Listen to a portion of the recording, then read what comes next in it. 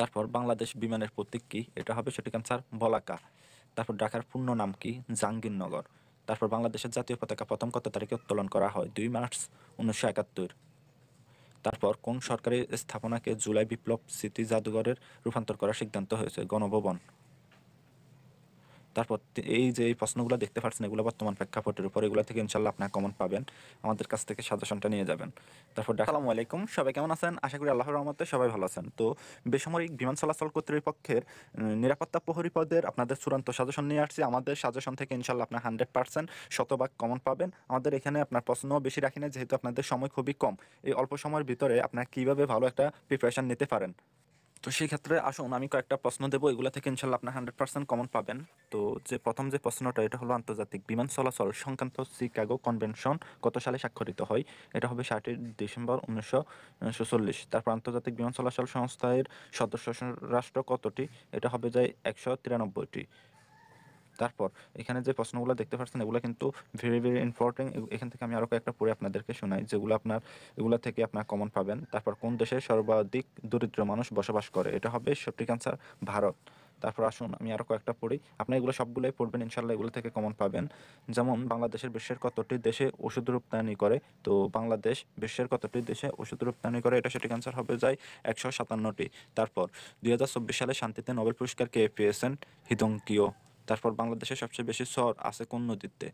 এটা হলো যমুনা।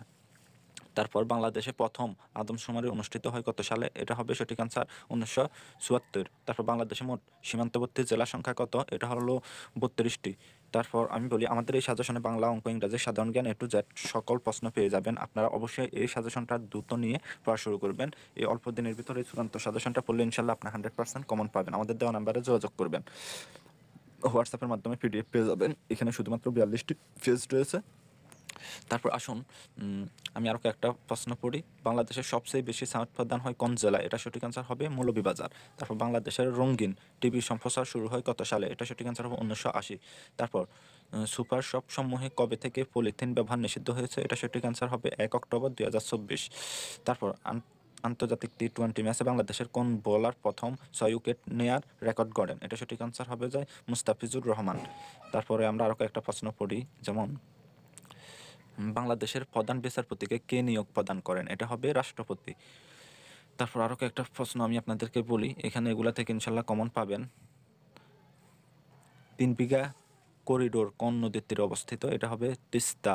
তারপর প্রবাসী লাউঞ্জ কি? প্রবাসী শ্রমিকদের বৃদ্ধাশ্রমের জন্য নির্ধারিত স্থান। তারপর বাংলাদেশের তৈরি পোশাকের বৃহত্তম বাজার কোন দেশ? এটা হবে সঠিক অ্যান্সার যুক্তরাষ্ট্র। তারপরের প্রশ্নটা হলো বাংলাদেশ রেলওয়ের সর্ববৃহৎ কারখানা কোথায়? এটা হবে সৈয়দপুর।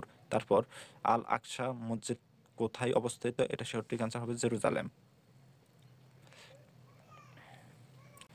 তারপর বাংলাদেশ বিমানের প্রতীক কি? এটা হবে সঠিক অ্যান্সার বলাকা। তারপর ঢাকার পূর্ণ নাম কি? জাহাঙ্গীরনগর। তারপর বাংলাদেশের জাতীয় পতাকা প্রথম কত তারিখে উত্তোলন করা হয়? 2 মার্চ 1971। তারপর কোন সরকারি স্থাপনাকে জুলাই বিপ্লব স্মৃতি জাদুঘরের রূপান্তর করার সিদ্ধান্ত হয়েছে? গণভবন। তারপর এই যে এই প্রশ্নগুলো দেখতে পাচ্ছেন এগুলো বর্তমান প্রেক্ষাপটের উপর, এগুলো থেকে ইনশাল্লাহ আপনার কমন পাবেন, আমাদের কাছ থেকে সাজেশনটা নিয়ে যাবেন। তারপর ঢাকা মেট্রো রেলের দৈর্ঘ্য কত? এটা হবে 21.26 কিলোমিটার। তারপর 3 বিঘা করিডোর বাংলাদেশের কোন জেলায় অবস্থিত? এটা হবে লালমনিরহাট। তারপর প্রশ্নগুলো আপনারা দেখতে পাচ্ছেন কতটা ভেরি ভেরি ইম্পর্টেন্ট। তো কোন দেশের সংবিধান অলিখিত?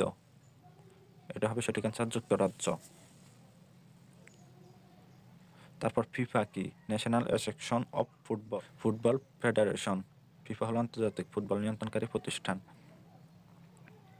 তো এখানে আরও প্রশ্ন আছে, এগুলো আপনার দেখেন, ভেরি ভেরি ইম্পর্টেন্ট প্রশ্নগুলো আমি এখানে দেখাচ্ছি, আপনার দেখেন, এগুলো পড়বেন নিয়ে।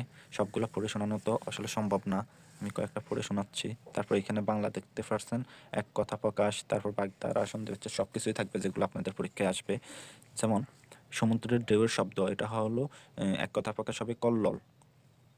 তারপর হনন করার ইচ্ছা, এটা হবে যা জিজ্ঞাসা। তারপর যে নারীর স্বামী বিদেশে থাকে, এটা সঠিক আনসার হবে এক কথা প্রকাশ পোষিত বত্তিকা। তারপর যা মাটি ভেদ করে উপরে উঠে, এটা হবে উদ্ভিদ। শোনামাত্র যার মনে থাকে, এটা হবে শ্রুতিধর। তো এই ভেরি ভেরি ইম্পর্টেন্ট আমাদের এখানে আরও আছে, মানে প্রত্যেকটা পেজে এগুলো প্রত্যেকটাই কিন্তু আপনাদের নিরাপত্তা প্রহরী পদে আসা প্রশ্ন। আমরা ওই প্রশ্নগুলোই রাখছি আমাদের এখানে, যে বিভিন্ন 2024 সালে নিরাপত্তা প্রহরীতে আসা গুরুত্বপূর্ণ প্রশ্নগুলো, এবং কি বর্তমান প্রেক্ষাপটের উপর সাধারণ জ্ঞানগুলা। কারক ও বিভক্তি নির্ণয় করুন। সজীব গণিতে দক্ষ, তো গণিতে এটা হবে অধিকরণের সপ্তমী। তো এগুলা সকলকে মরিতে হইবে, এখানে সকলকে এটা হবে কর্তায় দ্বিতীয়। তারপর লোকমুখে এ কথা শোনা যায়, লোকমুখে এই শব্দটি হবে অপাদানে সপ্তমী।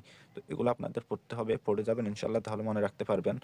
তারপর আমি আরও একটা প্রশ্ন বলি, যেমন ফেসবুকের প্রতিষ্ঠাতাকে মার্ক জাকারবার্গ। তারপর 1 কিলোবাইট কত বাইটের সমান, এটা হবে যায় 1024 বাইট। তারপরের প্রশ্নগুলো আমি আপনাদেরকে দেখাই।